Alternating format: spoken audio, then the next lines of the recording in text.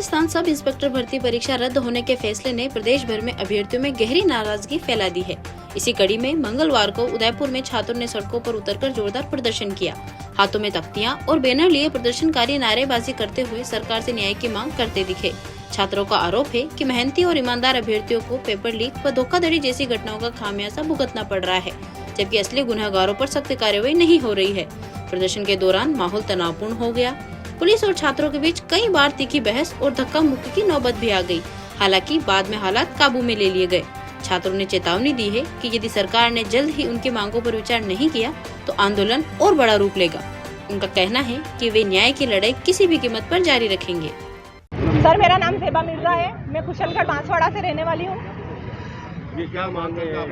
मांग सिर्फ इतनी है सर कि सरकार जब हमारा पक्ष एकल पीठ में रख चुकी है तो वही सरकार अब जो एकल पीठ ने हमारे खिलाफ जो अपना फैसला सुनाया है, उस फैसले के खिलाफ सरकार हमारे साथ हमारे लिए डबल बेंच में अपील करे और हमारे साथ जो अन्याय हुआ है उस अन्याय का सरकार हमें न्याय दे और सरकार ये डबल बेंच में हमारा साथ दे और डबल बेंच में जाए और हमारा पक्ष रखे। क्या पक्ष रखना चाहते हो सरकार के माध्यम से? सरकार चूंकि सर जब एकल पीठ में हमारे खिलाफ याचिका दर्ज की गई थी एसआई भर्ती 2021 के खिलाफ, तब माननीय न्यायाधीश द्वारा ये कहा गया था कि सरकार अपना पक्ष रखे कि सरकार क्या चाहती है इस भर्ती पे अपना पूरा इन्वेस्टिगेशन, जो भी आपका एसओजी द्वारा एसओजी भी सरकार का ही अंग है। एसओजी द्वारा जो भी इन्वेस्टिगेशन किया गया है, जो भी आपने जो ऑब्जर्व किया है, जो भी चीज़ें आपके पास है, जो भी सबूत है, उसके आधार पे या जो भी आप देखते हैं जो चयनित है, जो ईमानदारी से लगे, जो मेहनती है, उनका सबका पक्ष देखते हुए सरकार क्या चाहती है। तो 1 जुलाई 2025 को सरकार ने अपना पक्ष रखा जब न्यायालय में, तब न्यायाधीश ने बिना उस पक्ष का किसी हमारे जो आदेश है उसमें कोई जिक्र नहीं है। ठीक है, कोई दिक्कत नहीं, न्यायालय है, माननीय न्यायालय की हम बहुत इज्जत करते हैं, हमें उससे कोई दिक्कत नहीं। लेकिन हम ये चाहते हैं कि जब सरकार ने एकल बेंच में हमारे लिए हमारा पक्ष रखा तो अब भी रखे और ये पक्ष रखे कि ये जो चयनित है इस भर्ती को यथावत रखा जाए और जो मेहनत से लगे और जो दोषी है हम खुद चाहते हैं भाई हमारे साथ अगर कोई फर्जी काम करेगा, हम नहीं चाहते। जब हम ये चाहते हैं बस जो चयनित है, जो निर्दोष है, भर्ती को यथावत रखा जाए और जो इन्वेस्टिगेशन चालू रखी जाए और जो दोषी पकड़ा जाए उसे पकड़ते जो जेल में डालो ना। की बात करता है और रामराज की बात करता है। आप खुद बताइए, क्या ये रामराज है? रामराज में एक निर्दोष होता है, उसको न्याय मिलना चाहिए। क्या ये न्याय था? अगर जो दोषी कुछ लोग हैं, हम मानते हैं उनके खिलाफ कार्रवाई होनी चाहिए थी, हम खुद चाहते हैं, क्योंकि उनके साथ जो लड़के बाहर रह गए उनके साथ अन्याय हुआ, उनकी वजह से वो अंदर आ सकते थे। पर एक झटके में तुम लोगों ने सबको बराबर कर दिया और तुम कहते हो हमने न्याय दे दिया। ये कैसा रामराज है? ये कौन सा अमृत महोत्सव मना रहा देश? हमारे ये समझ में नहीं आ रहा। आज हमारी गरिमा तुमने छीन ली, आदमी इज्जत से जीता है। हम वो किसान कौम के लोग हैं जो ज़मीन से अपना रोटी छीन के निकालते हैं। हम सरकारों से, इन अधिकारियों से, इन नेताओं से, लोगों से तो छीन ही लेंगे, इतनी कुव्वत हम रखते हैं।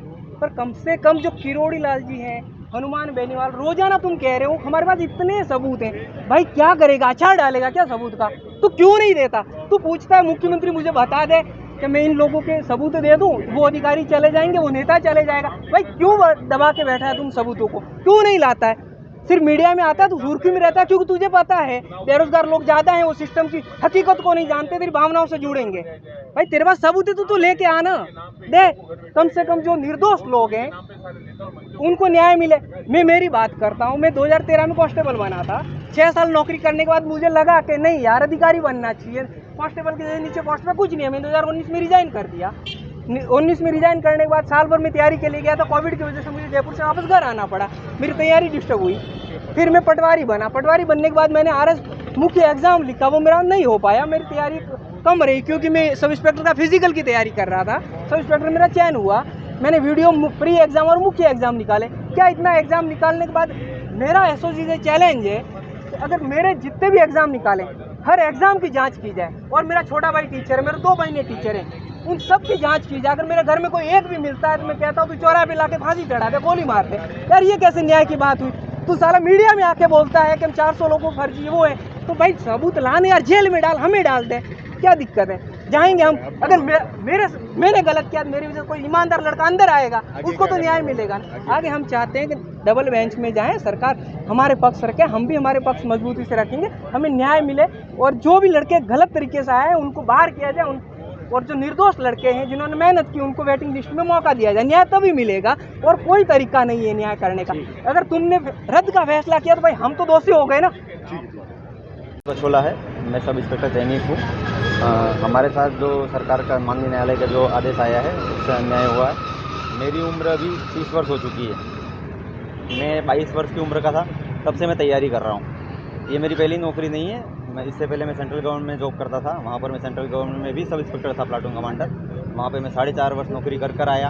वहाँ से त्यागपत्र देकर फिर मैंने यहाँ पर ज्वाइन किया और ज्वाइन किया, ट्रेनिंग कर ली।